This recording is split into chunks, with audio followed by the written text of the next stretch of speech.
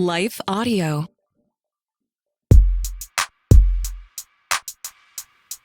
Today on Talk About That, John gets mistaken for a convict and plagiarizes the Serenity Prayer. Meanwhile, I eat a gigantic potato and love tattoo culture but don't want a tattoo. Plus a conversation about the dangers of assembly line spirituality and how to trust God even when we don't get the outcome we hoped for. Today's episode is not sponsored by your 40s. Congratulations, your knees hurt now. On a blustery, near spring day, it's Talk About That. It's John and Jonnie. Where we are, Jonnie, the weather outside is frightful. We're battening down the hatches. Yeah. What does it mean to batten down? I think that means you're on a boat. Yeah, but what's battening? I'm sure it's like sealing it, maybe? Closing it? There's no way. Really tight? No, there's no way. We want you to batten down, listener, and... Yeah, please. Yeah, here's the thing about Middle Tennessee that I was not ready for when I moved here. We get a lot of tornado warnings. Yeah, we do now. It wasn't that way when I was a kid. Oh, really? No. Do you think you just blocked it out, or you really think it's worse? No, I think that there's like data that Tornado Alley, which used to be kind of Oklahoma. Oh, it's shifted. Has shifted this way a little The bit. alley moved. Yeah. Sometimes you got to move your alley. It's true. I don't know, man. It's Isn't that just like our lives? I remember that a big tornado hit Austin P University in Clarksville. Yes. When Laura and I were had first started dating. Mm-hmm. We had a show there that was canceled. Yeah. Because they said the roof of the building that you were going to perform in is in the next county or something like that. Yeah. Which normally... I was like, all right, we'll cancel. Whenever we play, we used to rip the roof off, if you know what I'm saying. You know what I'm saying? This time... It was literal. And Mother Nature did it. We had nothing to do with it. So. Are you one of those people that gets offended spiritually when somebody says Mother Nature? When they refer to like a weather event? I don't ever use that expression. I think I say Mother Nature sometimes because I don't want to like just blame God when something horrible weather happens. So you just blame a mythical... Because you can't say like, well, God blew the roof off that. Like, because I don't know how weather works in the spirit realm. We're getting heavy already. We're getting deep. I know that scripturally that there is another who is called the Prince of the Power of the Air. Okay. So sometimes it's like, I think that one of the greatest mysteries of theology, Jonnie, is the all-powerful granting that power unto us for a season, and then whom we've granted it to, while he still redeems all things, there's still a lot of things that he has chosen not to be in charge of out of respect for our choices. And I think a lot of the brokenness of the world, including the brokenness of nature, is a result of that, and it's very unpredictable. And I do think God intervenes a lot, and I think that when we're mad at him when he doesn't intervene, and it's a hard thing to know. But that's just in a nutshell, Jonnie. In a nutshell. Yeah, super light. But it's okay with you if I say Mother Nature then? I think it's a common expression that, that heretics say. I could not. Is that what you want to... listen. It's very common for someone who is, say, spiritually bankrupt to say. Someone whose conscience has been seared with a hot iron. Sure, you go for it. But gosh, that's what I would expect. So I don't know. Yeah. But yes, it's blustery, and I was not prepared for that when I moved to Middle Tennessee. I was not ready for all the random sirens. I will say this. How does your dog handle the storms? How does Ace do? He usually gets on his app and kind of just checks and sees the warnings. Right. So he gets the notifications. He doesn't seem that. He's not like Brutus. He's just aloof. Freaked out all the time. Usually if you have two dogs, one is an aloof and one is, it's like a marriage. Yeah. You have one aloof partner and one that freaks out about everything, and you balance each other out. Which are you? I think I'm the worrier. You're the one that freaks out. Yeah. So you're calling your wife aloof. Well, she's more aloof than me. She's aloof compared to me. Yeah. She would say that she's normal and I'm freaking out. And I would say that I'm the right level of worry. Right, just and she's aloof. Yeah. Okay. You know what I'm saying? Like, you talked about this because you went to the hearing doctor, and I feel like in every marriage, there's a partner who mumbles and also thinks that their partner has hearing problems. Correct. I told her the other day, I was like, whenever you don't hear me, it's because I mumbled. Mm-hmm. Whenever I don't hear you, it's because I have hearing problems. You just don't listen. Right. It's like, it can't both be true, surely, all the time. Not only do I mumble, I also have hearing problems? No. You thread the needle of being wrong in both instances. Correct. Like, yeah. How did you do it? But anyway, yeah, I'm a worrier. Like, we've talked about that before, that I'm kind of I'm the woman in our relationship as far as like emotionally. I I'm the one who would have the conversation of like, I feel like we're not connecting. And she'd be like, oh my God, I can feel her losing patience. I think we need to talk about this. And she'd be like, oh no. We don't need to talk about it. Let's just go to dinner. What are we doing?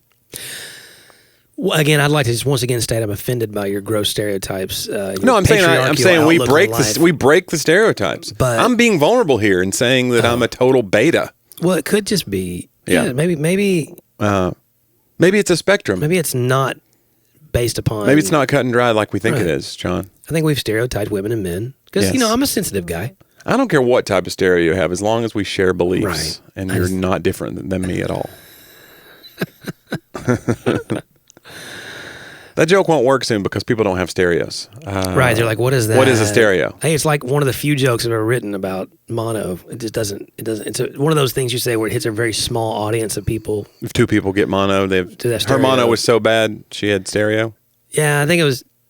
Yeah, I think it was. I got mono. Have you ever had mono? Oh yeah. I got mono twice. I think I had stereo. When did you get mono? High school, junior year. So I had in college. I had mono in 6th grade, and it's called the kissing disease. Right. And you're like, I haven't. Right, I hadn't kissed a girl yet, and so it was like more embarrassing to have it and be teased. Well, you should have played into it. Like I should have leaned into it. Dang straight, I have the kissing disease. I wasn't. And you could be next or whatever. You won't have any idea how swollen my spleen is. Isn't that part of mono? Is like your spleen's very tender. Like I think I read somewhere, because this is before you could even like just Google your symptoms and freak out about it. This is pre-WebMD, way pre.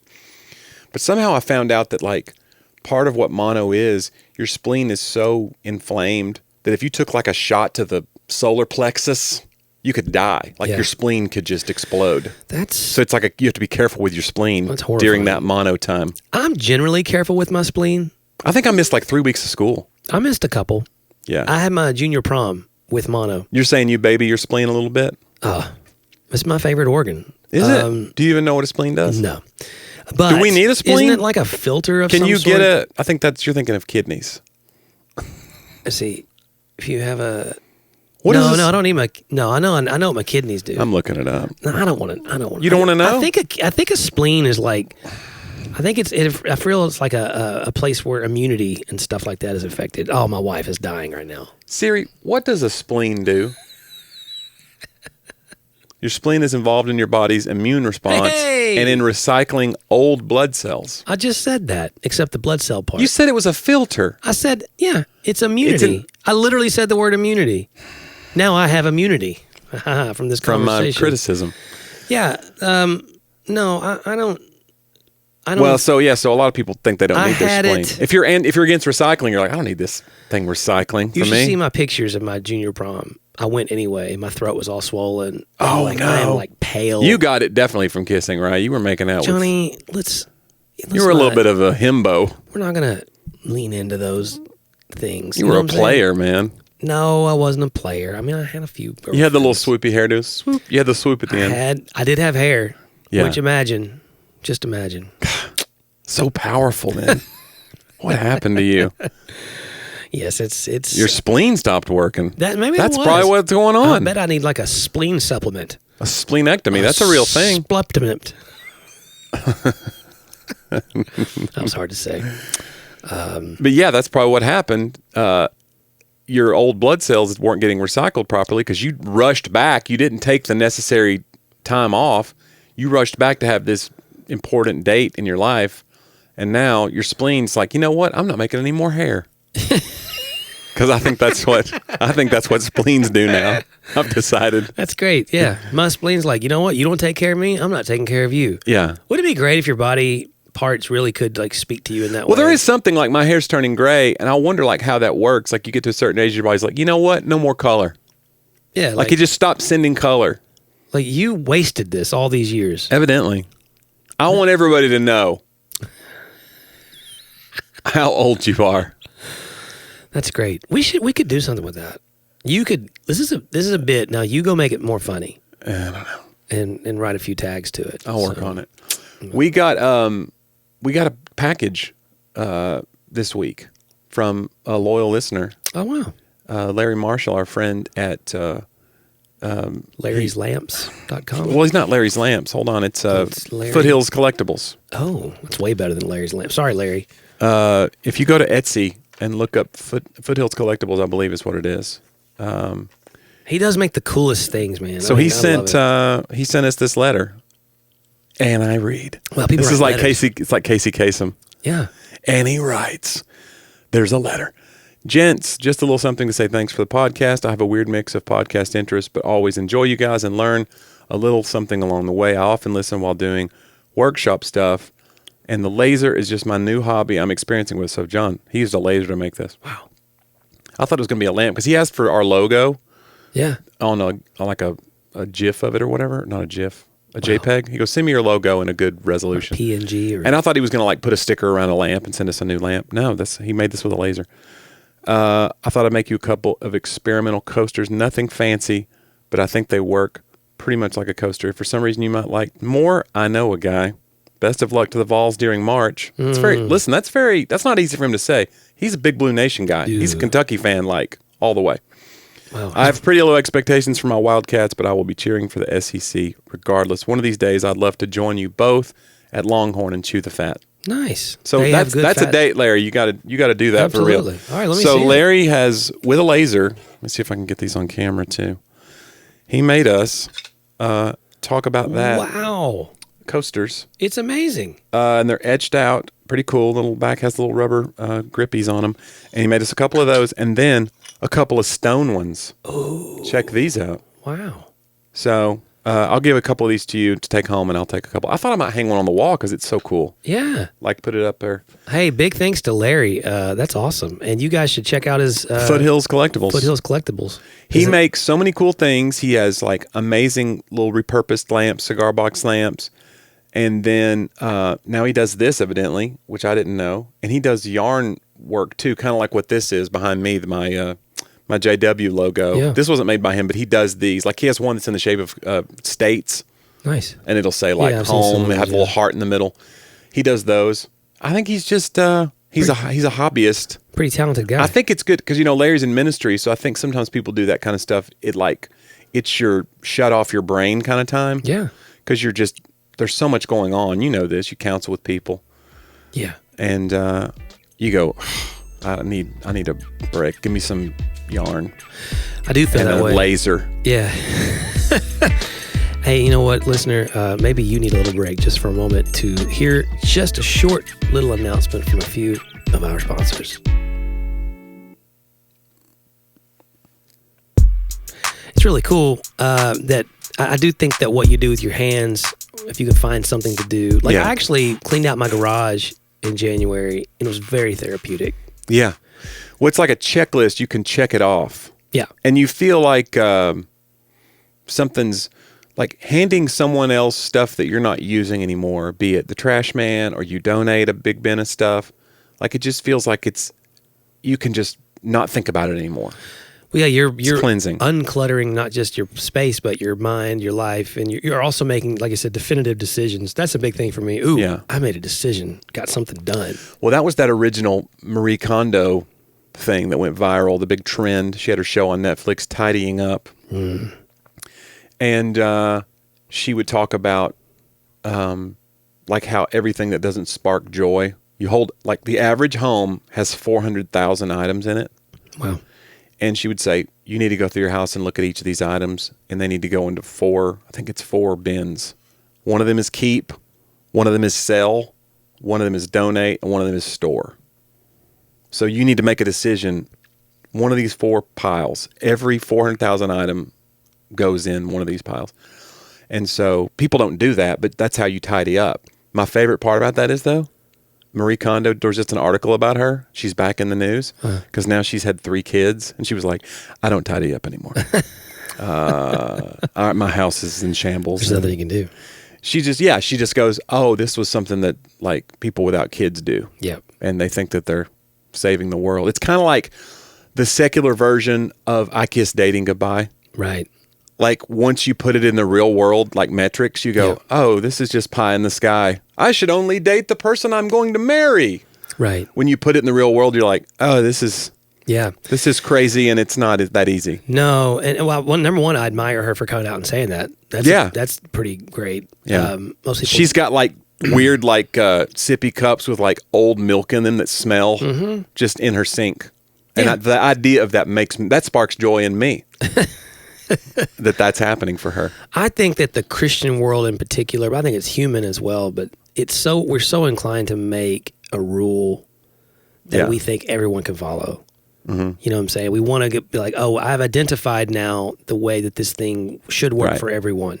Yeah. I have a whole theory I want to write a book someday called Blame Henry Floyd. Henry Floyd. Henry Floyd. Oh, man, that guy. Henry Ford.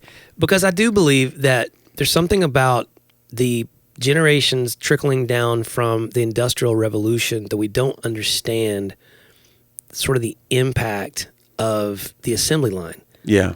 On our thinking. It's assembly line thinking. Right. That there's it's more to it than just, or a one-size-fits-all solution. Well, like the thing you just got from Larry, that's a craftsman, and that's how everything was made. Yeah. At one point. Someone made something. Mm-hmm. And you might have them make it the same way, but it's still made by hand. Like soldiers' uniforms during the Civil War were often different. Even though it's called a uniform, which you think is always the same, they had to have, it wouldn't be uncommon, especially for the Confederacy, for there to be elements of that uniform that were custom to reflect your family, your mom. She'd make your uniform, and it would have these, custom sort of elements to it. What do you think your uniform would have had to honor your mom? That's a great question. Like I don't know what mom would have put. I think it would be a little patch of a baked potato. Your mom always made potatoes. Mom makes a good baked potato. I would go to your house on a trip. We'd have a show. We're going to have dinner at my house. I'd be like, all right, cool. And then it would be these gigantic baked potatoes. Huge. And I'd be like, okay, so what are is it steak? Or is your dad grilling steak? No, it's potato bar. I go, I didn't grow up like this. What are we doing with the potatoes? No, you eat the potatoes and then you're full and you shut your mouth. They were good potatoes. Sometimes there was bacon. She'd put chili in them sometimes. Yeah, chili, bacon, all kinds of stuff on it. Yeah. But it was just funny to me. Like, I always thought a potato was a side. You hadn't had. She was like, you haven't had these potatoes. And they were big as your head. Oh, yeah. Like, and it was you would be full. There's no way. Yeah. Yeah. So. Because it was like eating a head. Well, it's like in the South, they have cat head biscuits.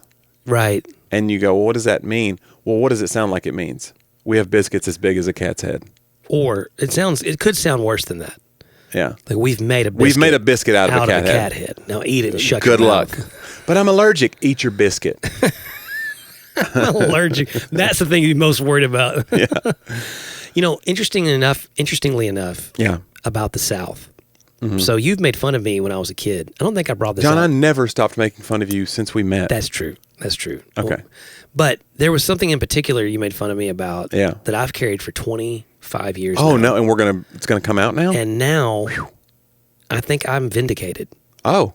And it only took a quarter century. And you're going to be shamed. So the thing that comes out of the side of your house and the outside that water flows through, right? You call a spigot. Well, what's the thing connected to it? A hose pipe. You don't call it a hose pipe. No, I think I call it it's actually the technical name of it is a frost-proof silcock. That's what it's called because I used to sell them at Home Depot. Okay. That's the thing that goes back into the wall and it keeps the water supply back out of harm's way. About the hose. Yeah. The thing you're screwing in. A hose. Yeah. So I'd go get the hose pipe. You go, get the what? Yeah, hose pipe. I'd be like, I think I call it a hose pipe to make fun of you because you always call it a hose pipe. We call it a hose pipe. So I've been having this conversation with lots of Nashvillians. Well, it's actually it's a non-rigid piece of pipe. It's a hose pipe. So I get why everyone, like lots of people are like hose pipe. What's that? It sounds very 1950s though. It sounds like something that Ward Cleaver would have said to June Cleaver. Right. You say it's just a hose. It's just a garden hose. It's just a whatever. I was like, okay. So I sat on that. I stopped calling it hose pipe. Right. For all these years. Are you saying it's coming back? Like people are saying hose pipe now? I was watching. You were let me guess. You were at the Soda Jerk. And right before you went into the Five and Dime, some rabble-rousers were talking about the hose pipe. You pick up this Dr. Pepper, you'd be a soda jerk. I was watching PBS Masterpiece Theater show, and it was a 1930s thank you. In England. Yeah. And they said hose pipe. Right. In England in 1930s. In the 1930s. And so I went... John, what decade is it now? I went... Real quick. And did some etymological research. Okay. So studied some bugs. And hosepipe is a British word.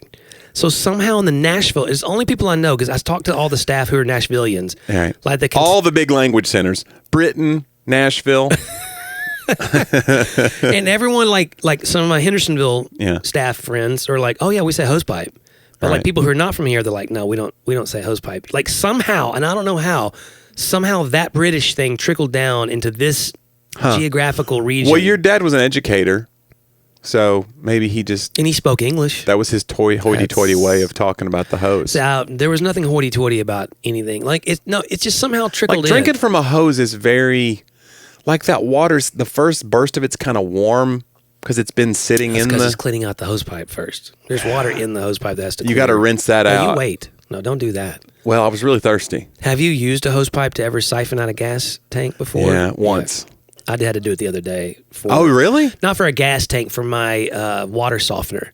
Okay. That got all full of all this. So you weren't inhaling... No, it was salt Did you water. get any in your... nasty. Yeah, I got a little bit. It's not great. I got a little bit. My dad used to get mouthfuls of gasoline. There's something they did during the big fuel shortages of the 70s and 80s that cars now, you can't siphon. There's like a one-way lid, because I remember reading that, because I was like, I was unable to siphon from a car one time when I broke down. Yeah.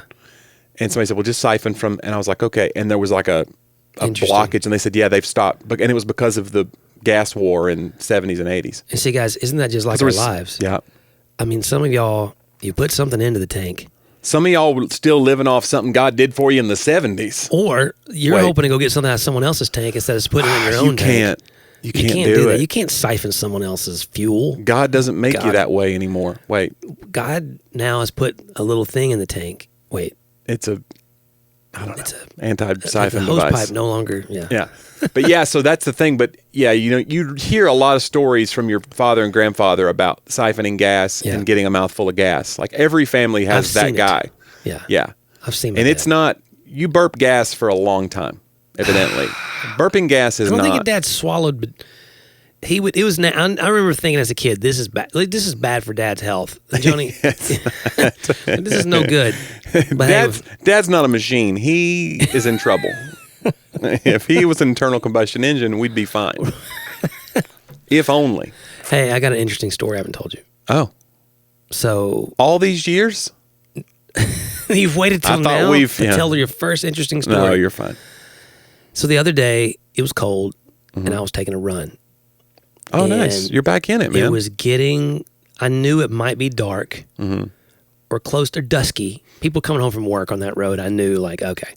So I got this thing that goes around the heel of your shoe that's like an orange light, and it can blink or whatever. Hose pipe. It's a hose pipe, and it lights up. So I have this. So you have light up shoes like little kids? Yeah. Every time you take a step? No, it stays on, or you can set it to blink or whatever. But it's like it's like brake lights. You're putting brake lights on your shoes. Yeah.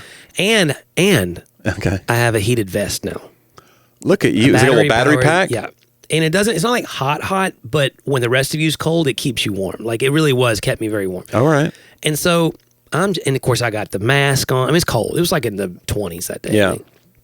I go out, I do my run. And I usually run 3 miles and walk back to and kind of have my time around. There's a beautiful kind of park and lake and stuff there, and I'll go walk there and pray and all this stuff. And so I'm walking back, and I walk by this house that I walk past all the time, and there's a dog in the yard. He's a bigger black dog, or she. I think it was a she, bigger black dog. And there's a fence there, but not a fence that would hold her back. It was just like a wooden... Like a picket fence. Yeah. She could get through if she wanted. So dogs sometimes, as you know, when you run, it's not good. Right. They sense that there's something. They sense fear. Right. You're near there. Because what you're feeling was fear. Well, I tried to be afraid, so I talked to the dogs. So this one backfired. So if a dog's barking, I'm like, hey, it's okay, buddy. No, you're good. Go home now. I'll just kind of be gentle. So I start talking to the dog, all right, that's a good boy. I was doing something like that. You so assumed its gender. You said it was a girl dog. She was infuriated. Yeah. So I talked too nice to that dog. Oh, no. She starts jumping around, making this yip, yip, like playing noise. Like she wants to play. Right. I'm like, but that backfired. So I get about a quarter of a mile down the road. You adopted this dog. And we got it right here. Bring her in, guys. I get about a quarter mile down the road, and all of a sudden, she has left her yard and run down to me. You got a running partner. And I got this. Well, I'm still walking at this point. Oh. So now I got to walk her all the way back home. Right. So, I mean, she's playing in the mud. I'm like, no, don't play in the mud. And she'll listen to me. She'll sit. I mean, the whole deal. I pet her. John, you made a buddy. I take her all the way back home. Yeah. She will not go in her yard. Oh, no. Won't go in her driveway. Won't do it. So now I'm like, well, I don't want to leave this dog out here because we're out here near Corps of Engineers property. Like, it's pretty vast. There's a lot of wildlife, I mean, it's like, I don't want to just leave her and they don't, so it doesn't look like anyone's home. Then I see someone kind of move in the window upstairs, like, well, someone's home. So I walk up, hit the little ring doorbell. Yeah. Nobody comes. Oh, boy.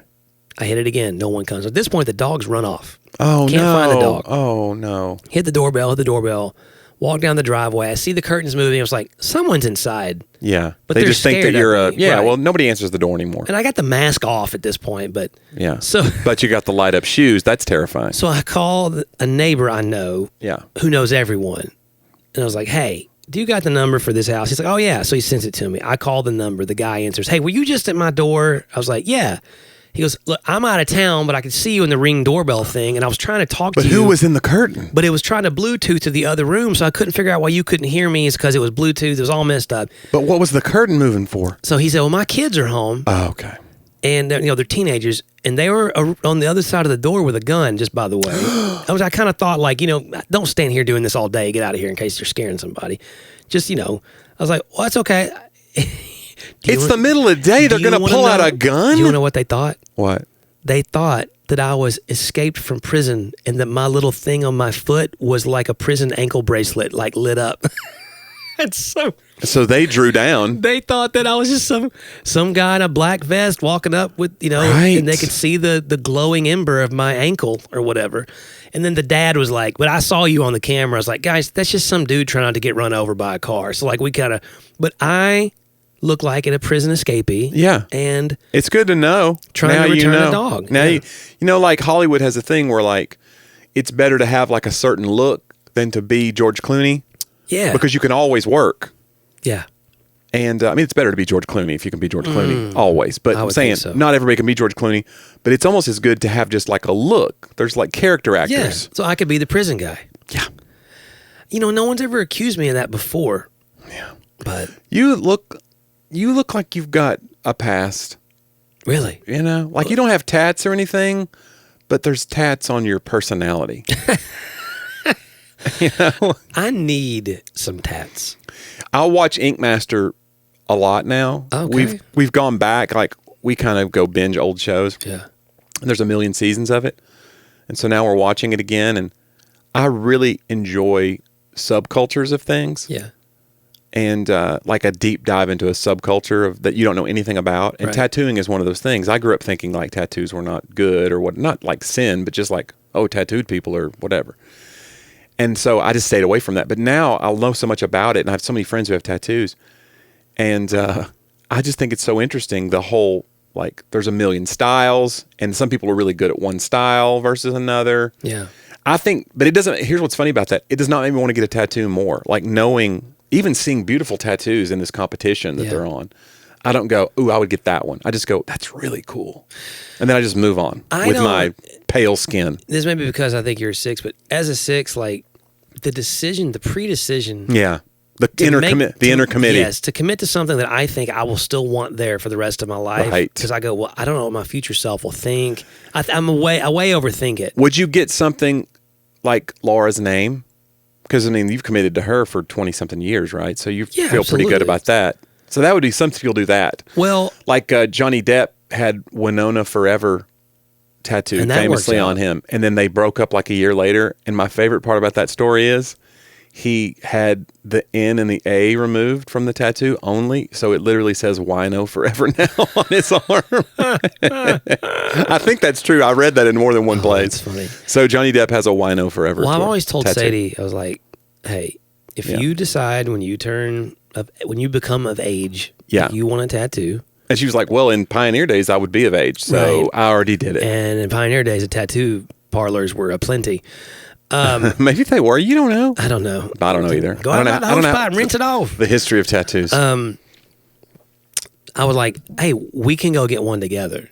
Oh, look at Like, that. we'll pick something out together. Yeah. And, you know. But are you going to agree on something that an 18-year-old we'll girl would want? We'll have to agree on it. Yeah. But especially something that ties us together. Oh, that's nice. I think that'd be great. Like half the heart, and then she has the other half, and it's like it might be a little less. I'm thinking like nothing that corny. I don't know. If you've got half heart tattoos, guys, we apologize. Yeah, I don't John know. thinks it's real corny. No, I don't think it's corny. It's fine. I don't know. That's the thing. I think it'd be cool for us to deliberate on that. I can't think of anything like that's part of it. Like you said, the inner committee. What do I really like? A lot of things. I love the Lakers. I've been a Laker fan since I was a kid. But do you want a tattoo? Do I on your want body? Magic Johnson on my arm? Right. No. I could Maybe put maybe a Lakers logo, but where would you put it? And then then they're going to do something stupid as an organization. Right. Like, it's not just a matter of like the Lakers are losing, because they're losing right now, but they're a historically great organization. Right. 17 championships or whatever. But it's like, yeah, do you want to be affiliated with that sports team forever? And I like the idea of putting a scripture or something, which that sounds more like me, probably what I would have thought. Yeah. And then I go, is it now I did, like last night I had or 2 nights ago, there was a waitress who had part of the Serenity Prayer Yeah. on her arm. I was like, Just the ands and the these, though. That's right. the only. I was That's like, a weird. I pieced together a lot. I It's a inferred strange tattoo. quite a bit to get to. Just the consonants. But I was like, Why would you know, only put part? Like, No, well, it was what part? that. It was the cool, like because the Serenity Prayer is a little long, John. Oh, is it? Oh, I only think of Yeah, it as but it was God the- grant me the serenity to change the things. right. It was like change the things I can. Accept the things I cannot change. I think that's what it was. Just those 2 lines. Wisdom to know the difference. But they were like, I don't think she had the wisdom line. Okay. Because it had been 3 lines on her arm. You know what I'm saying? So Right. it was condensed, probably. Yeah, it was to fit on her arm, and also because it was Serenity abridged. That's right.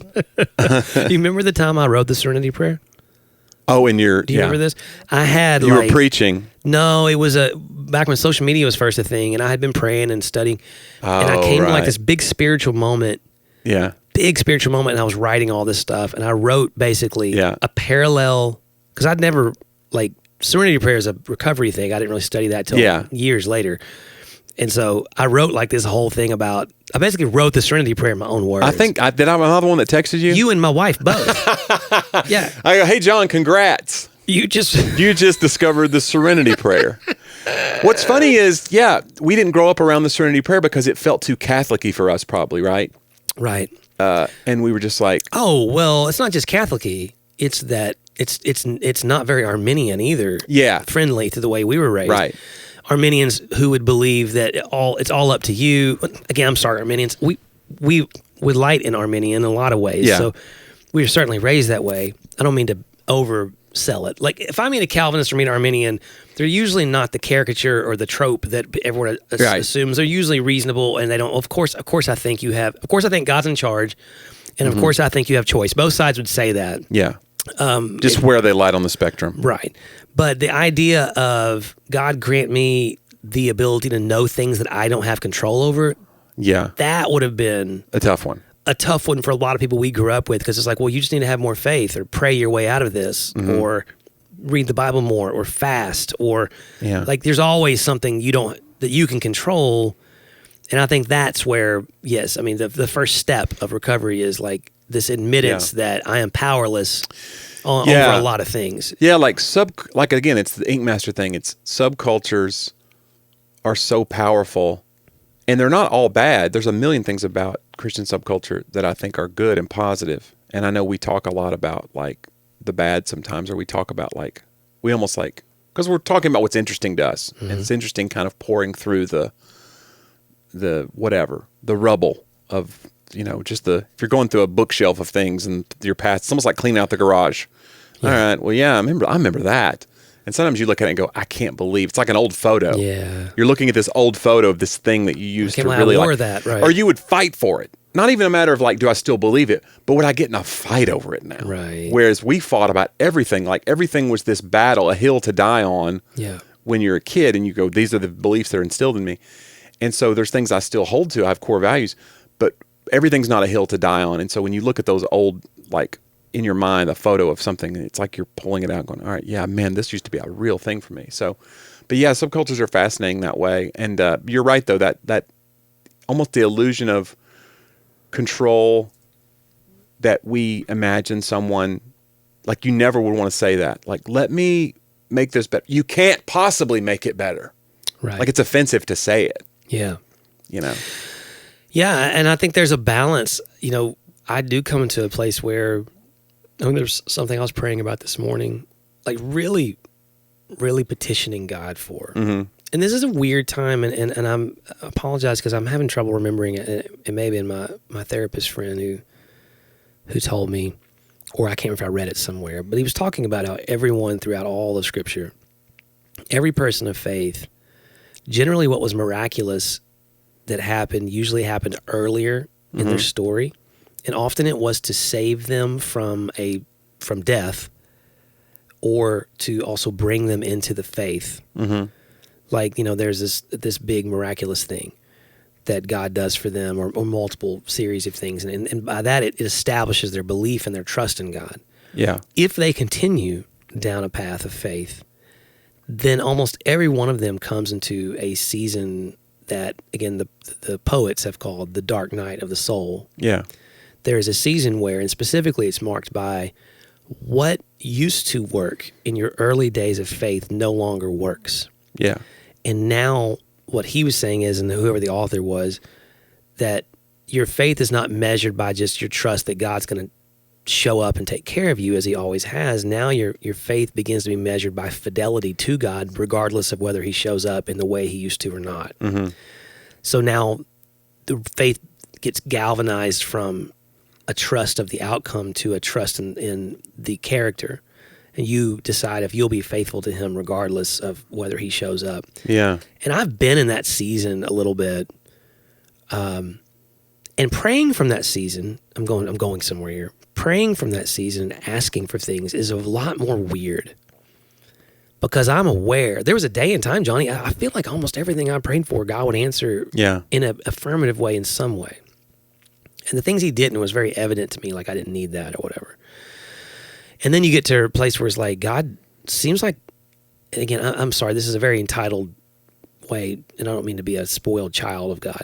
I just mean like, because I know I'm still breathing, and my gosh, he saved me from so many things, even this past year. So I'm not being that way. I just mean like the things that he could have done that I asked for, a lot of the time he said no. Yeah. It was a flat no. I'll get there. So if your faith's based on just results, you're going to be shaken by that. Yeah. And so, but then I do believe it pleases God to petition him as Scripture. Yeah. So how do you keep asking?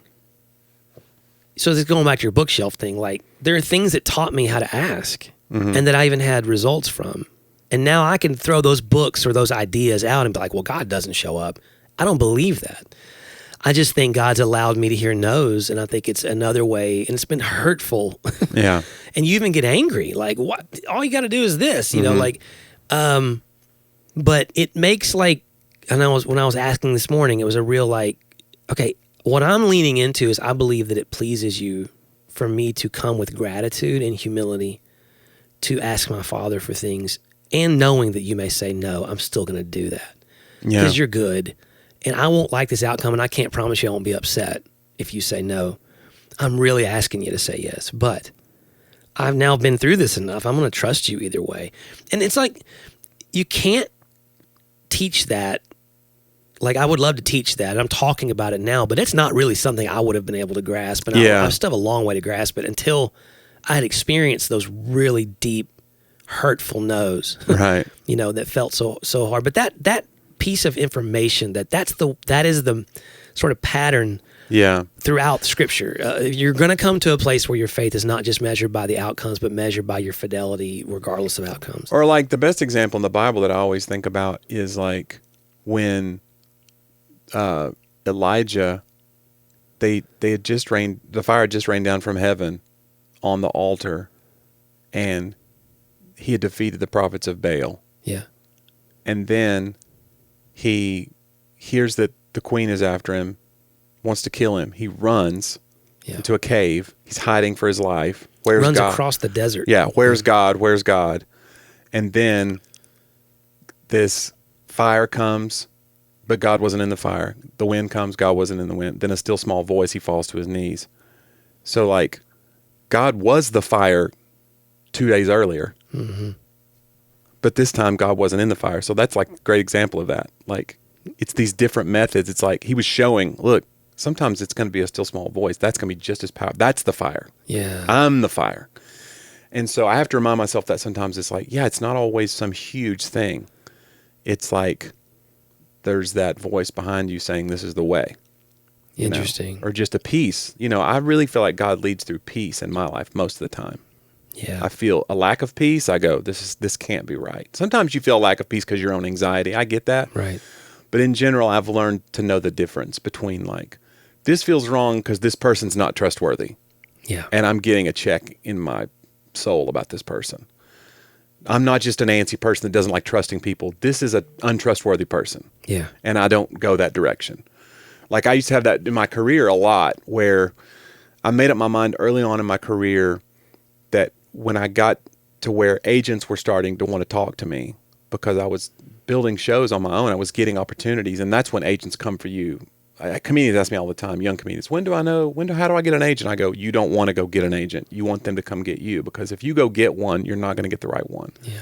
Because you need them way more than they need you. Right. You need them to need you, and you hold hands with that person, and you both make money together. That's the best, symbiotic relationship. But when agents started contacting me, I had like this internal rule in my mind that if they said certain things, that it was an instant no. If they said cheesy corn, I had a very sensitive cheese meter about agencies saying like, we want to be in the Jonnie W business or whatever. Right. Phrases that really, if it felt very gave you car salesman, or they blew smoke like too much, you wanted to be confident, like we like what we see, but you don't want it to be so much that you're like, they say this to everybody. And and again, some of that's my own insecurity, but part of it was like, I really felt peace around certain people that would just be like, well, look, we don't know what's going to happen, but this is what we've done before with these artists, and we like what you do. I go like, you're my guy. Yeah. They're honest. And if somebody lies to me and they are in business with me, it's really hard. Like if the show doesn't work out, if we lost money, if you made a mistake, but then you own it, that's one thing. But if I find out you took from me, or you fudged the numbers, or you said one thing and did another, like it's really hard. So that's like what I mean by like, there's just relationships in your life that you kind of feel a peace about, and there's some that you don't. I feel like God speaks to me in that way a lot. Yeah, that's great. And it goes back to, again, assembly line thinking. We really want, even the ancients, we really want God to, it goes into, Moses and the rock. God told him once to strike it, the next time he told him to speak to it. And Moses, even Moses felt, well, it should work this way because it worked this way before. Same way Jesus feeding the 5,000. Yeah. They start following. Jesus turns to them and he goes, you're following me, so, because he had fed the 5 and the 4 at that point. You're wanting me to keep feeding you. Mm-hmm. So what if I told you, eat my flesh and drink my blood? Oh, you all left. Like, you know what I'm saying? There's more. I'm not going to keep doing the same thing because that's not why I'm here. Right. Or do it in the same way. When I'm here, I'm going to do the same work, but it's going to be through, a variety or, a diversity of different things. I think there's such a beauty to accepting that. Well, and trusting that God has that 1,000-yard view that you can't possibly see. Yeah. Is really hard. Like, it's like when you zoom out on a map. Right. Like I got invited to go to Casper, Wyoming in November, and I type it in Google, and then immediately I zoom out to see like, what is near this that I can get to? And we didn't used to have that. Yeah. I'd roll out a map, or we'd try to figure it out. Now we can just go, boom, boom. I can hit minus 5 times and I can see, well, God's always had that thing in your life, and he has perspective that we don't have. I remember one time you were talking about sermon illustrations. I remember one time I was in church and you were preaching about, and you were talking about me, because you said that I have this new car that will, like, whatever, it'll drive. Yeah. And you were kind of using the illustration of like, we fight it because we want total control, but the computer knows it's got a camera that can see way down the road. It knows to slow down. And you're trying to use this illustration of like, some of y'all were blah, blah, blah. Like, Johnny's got this thing. And I could see all the young people were like, yeah. And all the old people fold their arms and go, no way would I let a car drive for me. Like, it was such a funny, like, it got the opposite reaction that you wanted, which is like, that's what God knows best. He's the Tesla, or he's the whatever. I don't have a Tesla. But it's that thing of like, generationally, it was landing different with different people because of those checks in our personalities about like, I tell you what, these cars are going to kill somebody. Right. you know. And I don't know. It's so funny to me. That is very funny. Have you ever driven an actual Tesla? Big negative. So I always get the cheapest.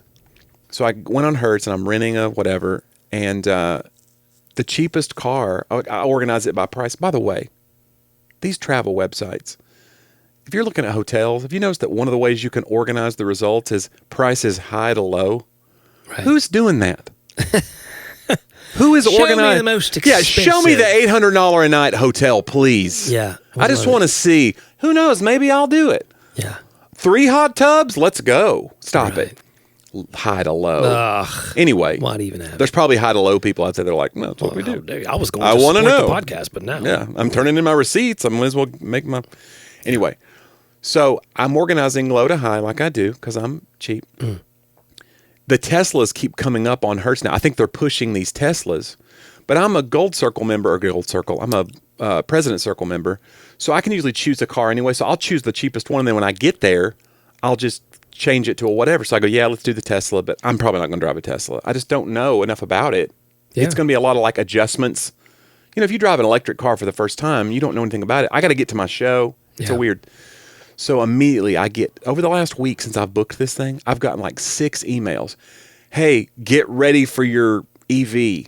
And there's all this stuff you have to read. I got to do homework. Wow. And I don't think I'm going to be able to opt out of this Tesla. Wow. Not that, it's a weird thing to say you want to opt out, but I just feel uncomfortable. Because there's an iPad that controls the whole car. Yeah. And you got to know all that, 8 menus deep. So I have to do homework now because I think I'm going to be, it's weird to say stuck with a Tesla, but I feel like I'd like to just have a regular car. There's no way around it, but just rip the Band-Aid off, Johnny, and then after just go. this, watch you're going to be on there next week. Like, guys, we all got to get a Tesla. Like, it's going to be. I guarantee you. Probably. Yeah, because you'll learn it. You're techie. I mean, you'll. Do you think? Well, no, but I think that you adjust. No, you're techie because you always get the big TV with the. By the way, you were trying to get me to get YouTube TV, and I went a different direction. You went the direction of screaming at Comcast for an hour. I didn't scream at him. I said Comcast. It's Comcast. Although it is a con. It's a long con. I spent about 3 hours on the phone with Comcast, and now they're done. I'm sorry. As a company? Guys, I have great You brought them to their knees? I no longer have television service with them. Oh. Canceled. Or at all? Well, no. Then I went that day and signed up for Hulu TV. Hold on a minute. It's way cheaper. I'm really upset with you. YouTube TV is the same price as Hulu TV. And I would have gotten a $45 credit on my bill. Okay, I tried it. They won't let me do it. They can't give you the credit. I tried to do YouTube TV. It messed up. I called them. This is what I did to try to get your thing. I called them. This is infuriating. And I was like, guys, you're telling me you can't. It acts like I've already used this. It's like you're trying to hurt me. No, I'm telling you, I tried to help you. And they were like, sir, there's nothing we can do. The system thinks. Hey, John, I work for Coke now. And if you'll try this 6-pack of Coke, I'll get a huge benefit. You know what? I think I'm going to have a Pepsi. I signed up and tried it, and it wouldn't let me do it. But I went to Hulu because I already have a Disney bundle, and it's included. So that was down another $12.99 a month. Yeah. And unlike the one channel that is not on YouTube TV, you know what it is? I don't. History Channel. You can't get it though. You can get an app with a thing. But it's on Hulu for free. Well, you're paying for the Hulu, so yeah. I have Hulu. If it doesn't work, I'll go to the other. I tried, Johnny. I tried. Now, the one thing that's not good is I don't have unlimited screens. So I can only be on 2 you can upgrade, but I have 2 TVs. But what if I want to watch more than 2 TVs at once? Well, you got ladies in your house that have other right, because I got it on Mom's upstairs now, and I got one downstairs. Right, you got 3 ladies. So if I want to go to the other 2 TVs, that's sort of a problem. I may have to upgrade. You got to start calling around. Hey, I'm getting ready to watch something. Shut it down. You got to tell people. You got to say, we're going to DEF CON 3. I thought if you just turn it off in one room, that you could, and I went to another room, and it's not that way. It's like if it's logged in elsewhere, then you're done, Smalls. That's so funny. Now it's like, well, dang it. But how much is it to add the other screens? It's going to be as much as cable? It's like $15. It'll probably get, No, I think it'll get me back my money I saved on Disney, the Disney bundle. So basically, I'll be back to that if I did that. The Disney bundle. Yeah. Man. I like Hulu TV so far. Not a sponsor. They might be a sponsor. I don't know. Lots of sponsors. You got a green background today, so Guys, it feels very... Coincidence? Hulu has live sports. I think it might be. You know what, though, Johnny? I think it's time for that wonderful segment. Oh, is it? That our listeners clamor for. Yeah. Every week. Every week. You can hear the clamoring through the digital airwaves. So much clamoring. It's a little segment where we go over this week in history. We call it Talk About Then.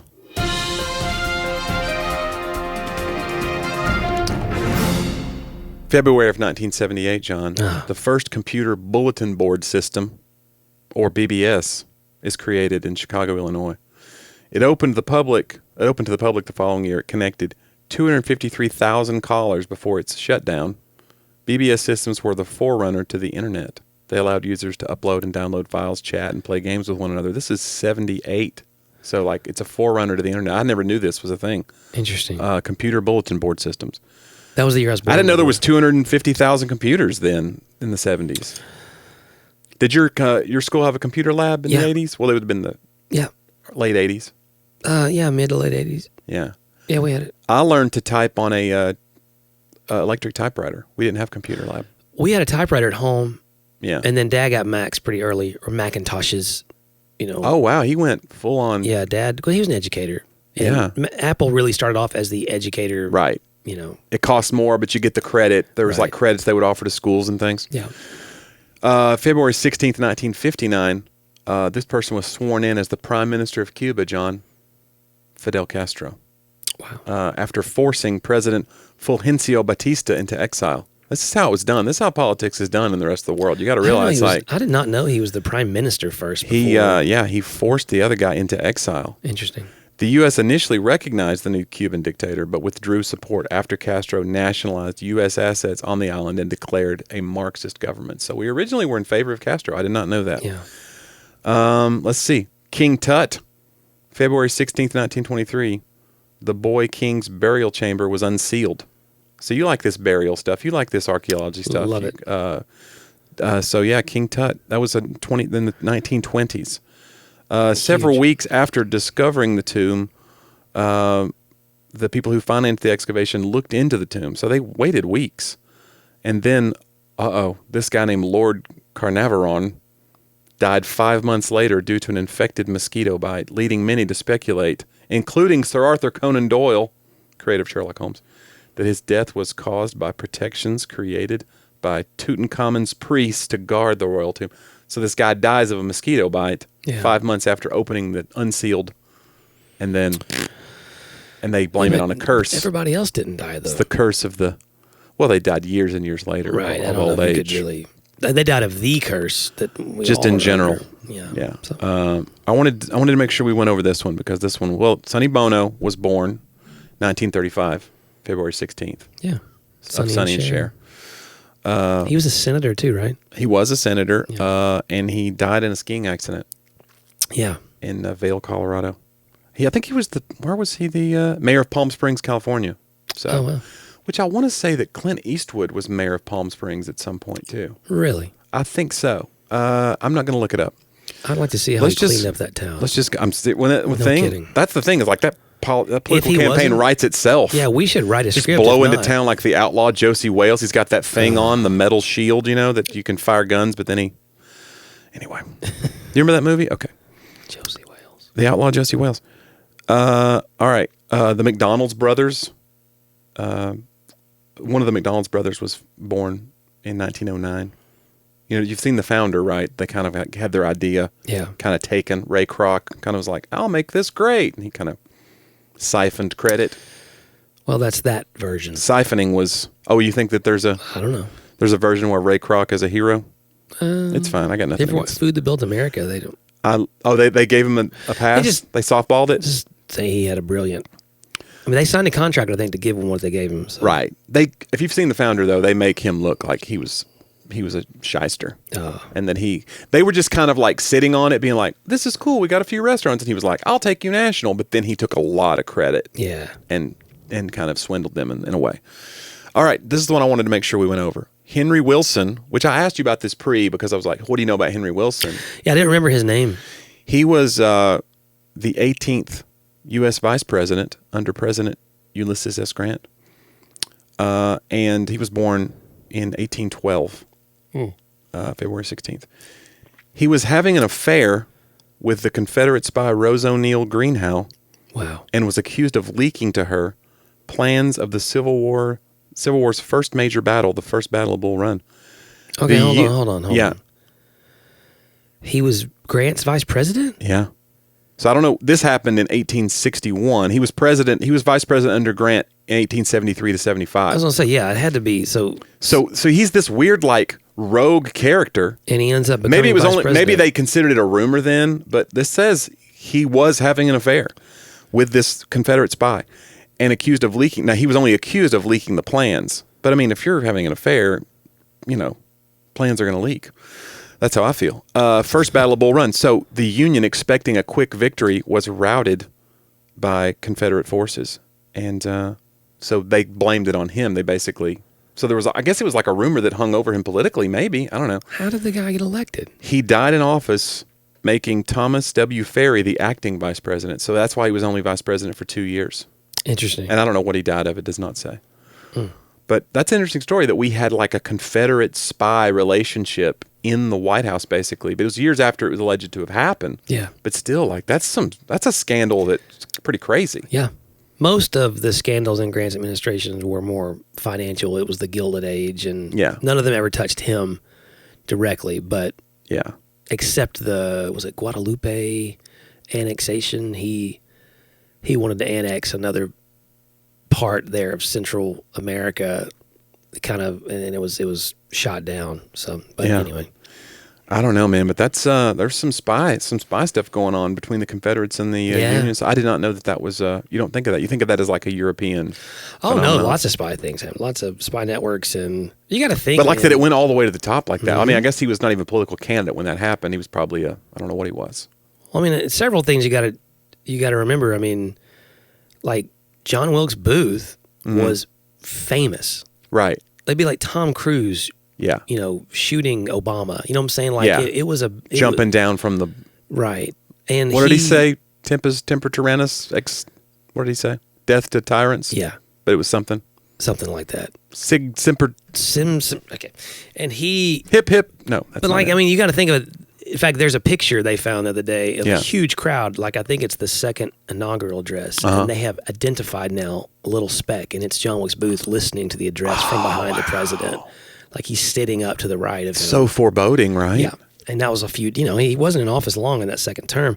Yeah. But I mean, that particular war, it really is families. I mean, it really is culture, and it's all happening at once. And the capital of the United States is in the South, because of Hamilton's deal with Jefferson. So, like, there's just a lot there. I mean, Richmond and Washington, the two capitals, right, I think are like less than 100 miles from each other. Yeah. So maybe less than that. There's no way to know. But like, it's just, there's a lot of intermingling there. So yes, they would call them spies. I guess it just makes me wonder if I can really trust you. I wouldn't. You know what I'm saying? Right. Like we talked about feeling peace versus not. Right. I have, to this point, felt some peace. But now that I read this, I'm like, is John playing the long game? Right. What's he blabbing to Laura? What if this is one of the things that God's going to say no to me about and let my life fall apart? What's my Battle of Bull Run that you're leaking out there? Well, Johnny, I don't know. I don't have a battle. There's no battles. No. You're doing pretty well. Oh, thanks. That's so nice. Yeah, that's so sweet of you to say. You know what, listener? We hope that you felt like you've done pretty well today, being a part of this lovely, informative, humorous, thoughtful podcast. We hope it was all of those things for you. And if you liked it, you can even get more. Even more. So much more at talkaboutthatpodcast.com or wherever you get your podcasts. Yeah. We're on all the platforms. Yeah. And you can also follow Johnny. Johnny's a great follow. He posts a lot of funny things. JONNIEW.com. Yeah. Well, or you can go to his link tree. Link to my link tree. Search those. John's got a bunch of books on Amazon. Go find out about that. He's got some new books that are coming out. He's got a couple he's writing this year that we're excited about. Yeah. And so check out John Driver. Not John C. Driver, right? I own that, but it's not linked up yet. Yeah, just johndriver.com. And just it's not the one that's... No. Is he Mennonite? Mennonite. Yeah. Almost said Armenian. That's not. That's different. He is. What is his? Yeah, Mennonite, I'm not sure. If they Mennonites are like if they Amish. lie more on the Arminian side or the Calvin side. That's true. That is an interesting thought. I don't I know. always thought Mennonites were like Amish, but like a little bit more. Like the Amish would go, those wild Mennonites. I wonder if the women ever started a movement to call themselves the women Mennonites. The women and women and I bet that's a big. I bet like female Mennonites listening are like, "Oh, never heard that one before." yeah, it's true. It's like a really hack Mennonite joke. Is this thing on? And then they go, what is this thing? Yeah, because they're Mennonites. They don't use microphones. But we use a microphone, and we're going to keep using it, Jonnie, every week, and we look forward to do it again next week on Talk about that.